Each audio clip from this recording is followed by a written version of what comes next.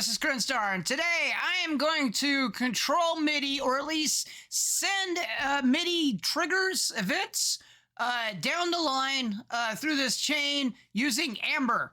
I am actually not going to be using the sound from Amber. I'm going to be using something else to prove a point.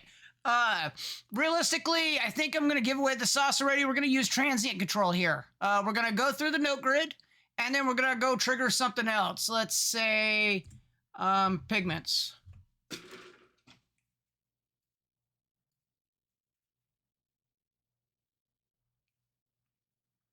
As it takes a little while to load. All right, so we're gonna the end of the thing. It should sound like not a guitar, but pigments at the end. So.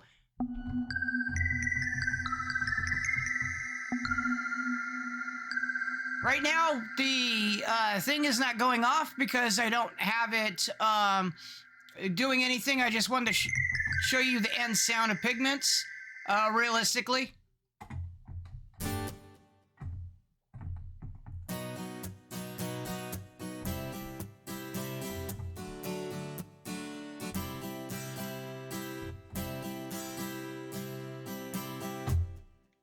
On this control here, I just wanted to use it for graphical means to say what a transient is, and every time this line goes all the way up to top of here, we want it to trigger a gate to send something out. So ultimately, we're gonna turn the sound off. So if we play it, nothing. But we do see the lines going, so it is playing sound.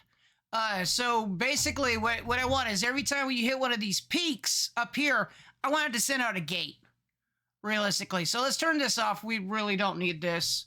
We're not using that. We're using note grid. And in note grid, we're going to have something called a follower.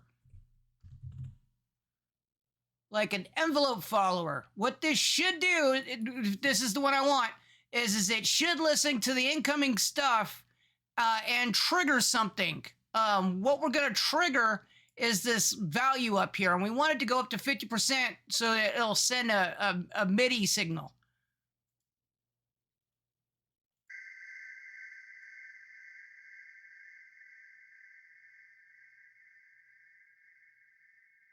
So every time it should hit 50%, something should come out and hit pigments over here coming out. If this works. So realistically, let's demonstrate what I mean.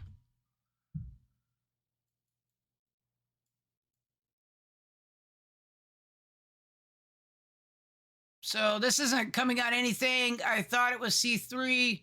So let's I'm glad I practice I am testing this. So nothing coming out MIDI wise.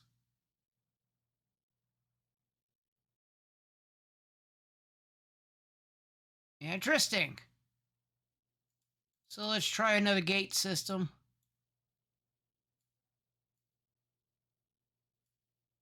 Okay, so it's not playing because... Okay, so that's good.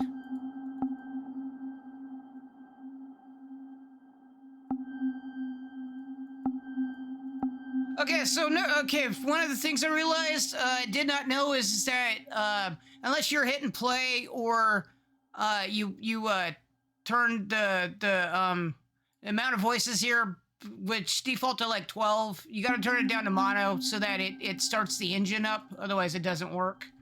So okay, so now we got the button going, we got the thing going. So now back to the control.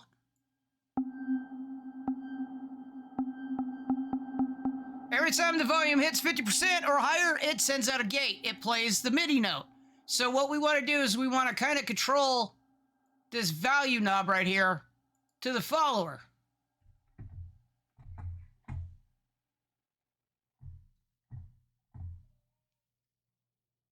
Let me see. There's a audio sidechain that should be able to work also, but I think this requires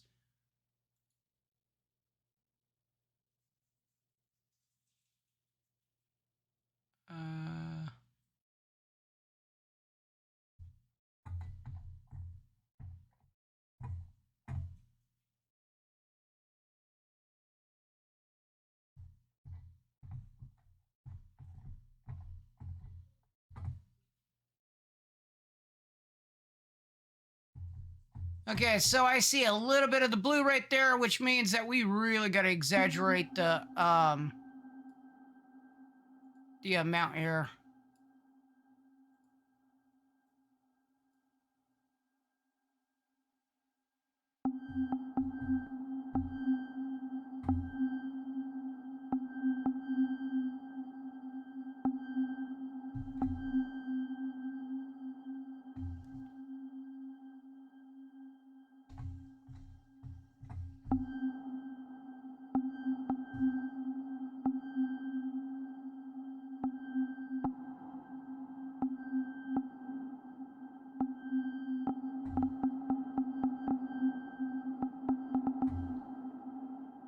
And what you could what you're hearing is the pigments being triggered.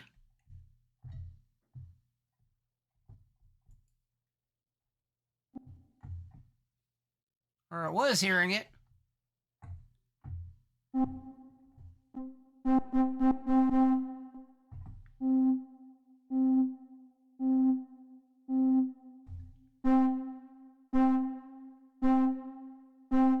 So every time that the sounds comes out of amber, it triggers the audio sidechain. It does the MIDI note, and all of a sudden it goes out. In the Reaper DAW, there was a nice little thing that would sit there and detect the pitch. So additionally, you could probably know the pitch that it's going and try to send out MIDI.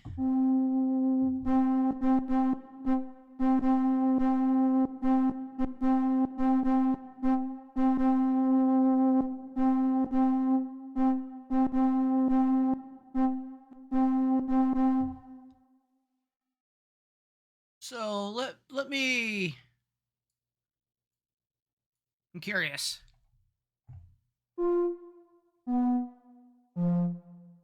It works.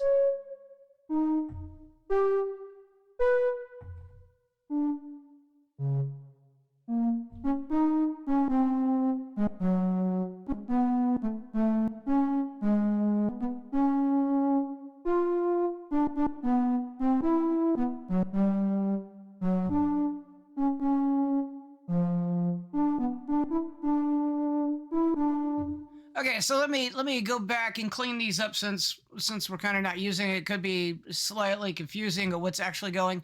We are using this audio sidechain, and what the audio sidechain does is it's actually supposed to limit stuff, and well, at least the most common use of it is it's supposed to quiet things down when it comes in. This one we're actually using it opposite. We want things to be louder, or we want to trigger something, so we're using it to modulate the value up in note in the note grid there to send out a MIDI trigger every time the noise goes up a certain threshold.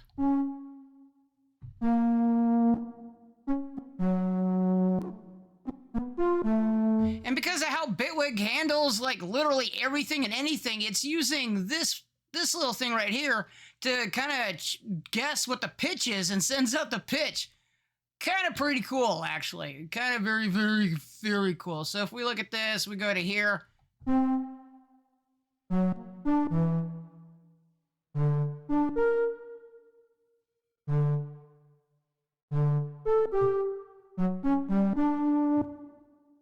Okay, I just realized I am not showing what keys I'm pressing.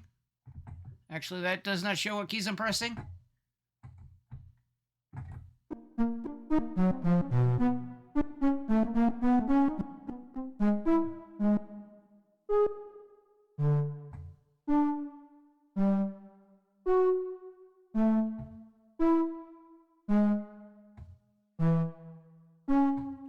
Okay, if you don't know, with Amber sends out a different pattern of strumming and playing for what kind of things that you're doing. So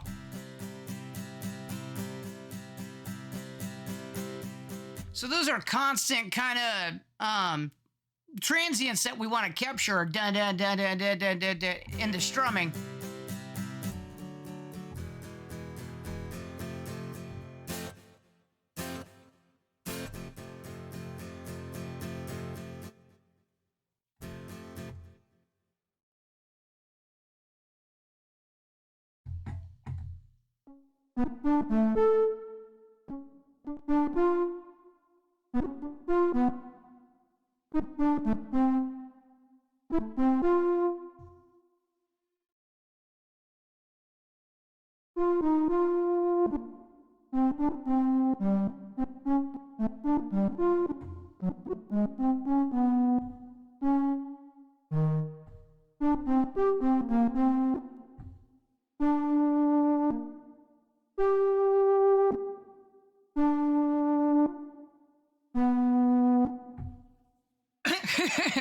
Overall, great way to actually program some MIDI. We could hit record on this channel, put it to another track, and actually get MIDI out of it. And therefore you got your own MIDI. Is it probably usable for anything? Probably not, but it's kind of cool nonetheless. This kind of technique will also work for anything transient. So you can actually use other samples. You can actually use other guitar playing, or like the metal riffage that I was using a while ago with the pre-built metal loops of the things. Anything with the attack kicks. So if let's say we want to turn this off, and then we go back on the channel, run this channel right here, and then we want to pop this, and we want to go and say, I just want to kick.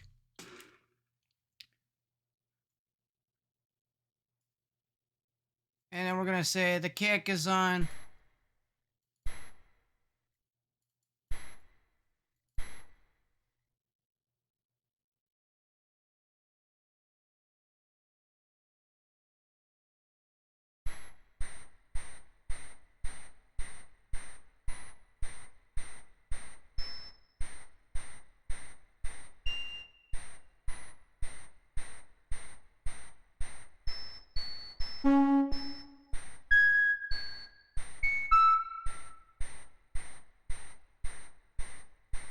We're getting something, but because it's...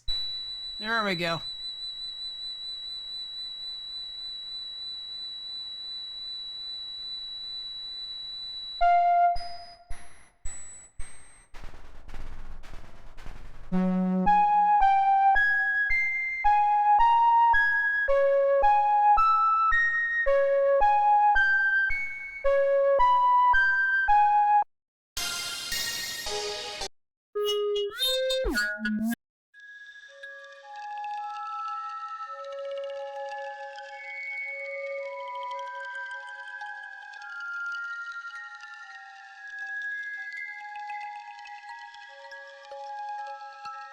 There you go. Your kick is actually generating music.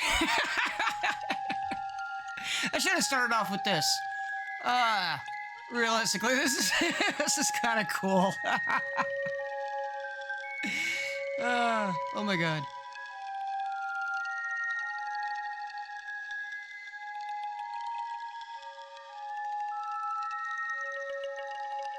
Anyway, I'm gonna wrap it up. I hope you enjoyed the video.